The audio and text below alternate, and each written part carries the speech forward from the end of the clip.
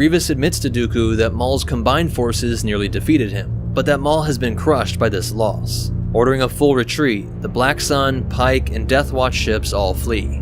And on the way, we see that Maul can meditate on the Force and connect with his lost mother. Her spirit bursts forth and uses his body as a vessel to speak through. It is revealed that the amassing of the Shadow Collective and taking of Mandalore was all a part of their plot to draw Sidious out.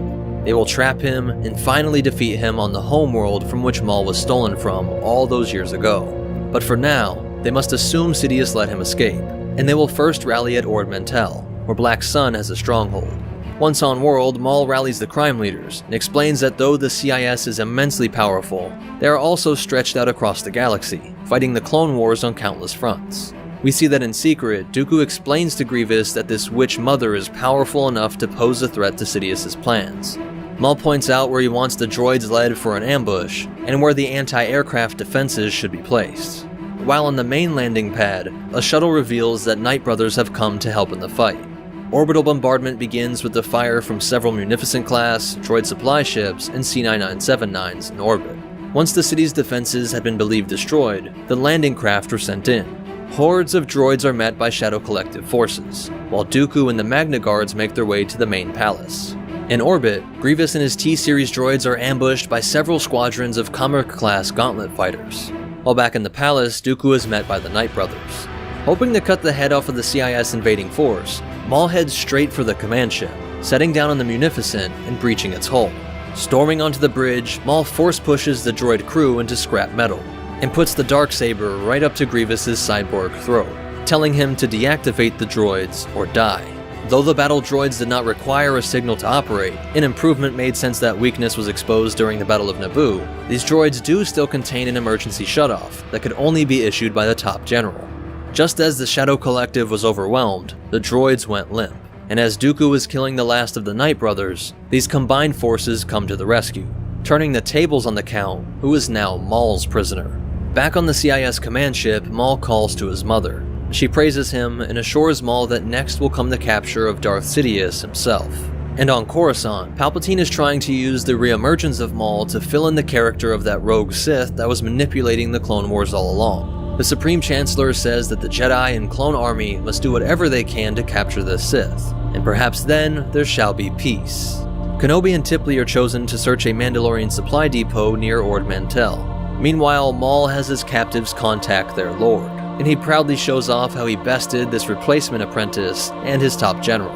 Sidious calmly says just to dispose of them, but cracks and shows that this was not what he expected. As the Jedi arrive in the system, Kenobi assures Tipley that his emotions are in check, even after what Maul did to Satine. Maul keeps Dooku in his chambers and reveals that Mother Talzin is still alive, and that she has a plan for defeating Sidious, if only Dooku would align with them. Together, they could combine CIS forces with the Shadow Collective, and with their Force powers and her Night Sister magics, they could defeat Sidious. In her spirit form, she tells him the story of Maul being ripped away from her, used and discarded at Sidious's whim, and warns the Count that this too will be his future. But just then, Republic forces discover the location, and deploy gunships and fighters. During the confusion, Dooku calls on the Force to open the cells, and Grievous bursts free. The secret base is carved into an asteroid surrounded by a dense asteroid field, but by detecting his presence in the Force, the Jedi know where to land their ships. The terrifying speed and strength of the cyborgs allows Grievous to rip through the guards and into an escape craft.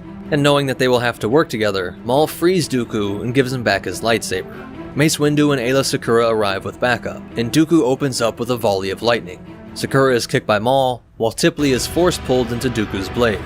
A Mandalorian rocket bursts and splits up Dooku and Secura, allowing the Sith to escape, while Maul promises Kenobi that he will see him again.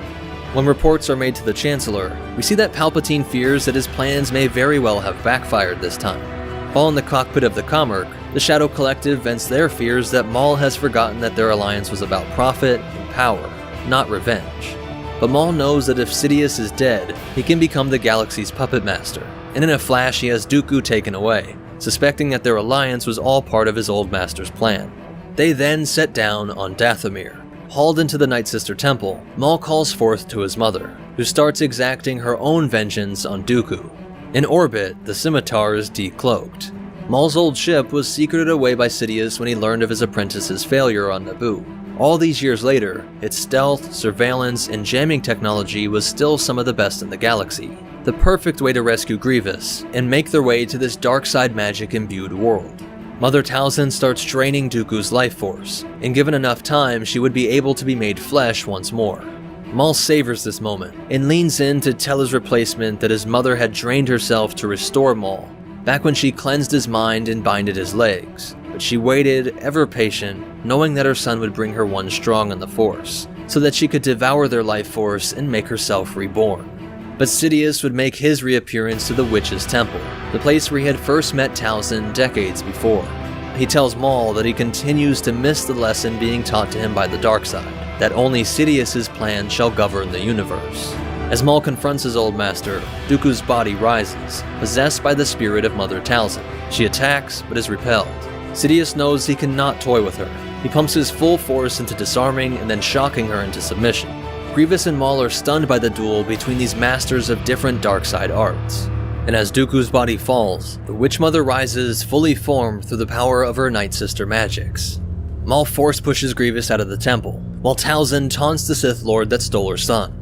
Long has she waited. As their lightning interlocked, they were at a stalemate until Dooku awoke. Maul joins his mother, amplifying her strength, but when Dooku adds to the storm, she can sense that again, she has been outplayed. She has been bested by the Sith. Desperately, Maul begs that his mother, the only living family Maul knows, try to escape with him. But she knows that her force field is all that holds back this deadly tangle of Sith lightning. As Grievous makes his way back into the temple, Talzin uses the last burst of energy to hurl her son into the arms of the Maul-Delorian allies. Talzin drops to the floor and meets her ultimate end at the hands of General Grievous. Maul's last image being these two Jedi blades taking her life, and her magics failing the flesh, quickly eroding into a twisted husk. Dooku worries about Maul's escape, but is assured that they will finally take Dathomir and have no Night Sister magic to worry about, while Maul is moving into place as his unknowing pawn. He would return to Mandalore, where he would regain control through Almec,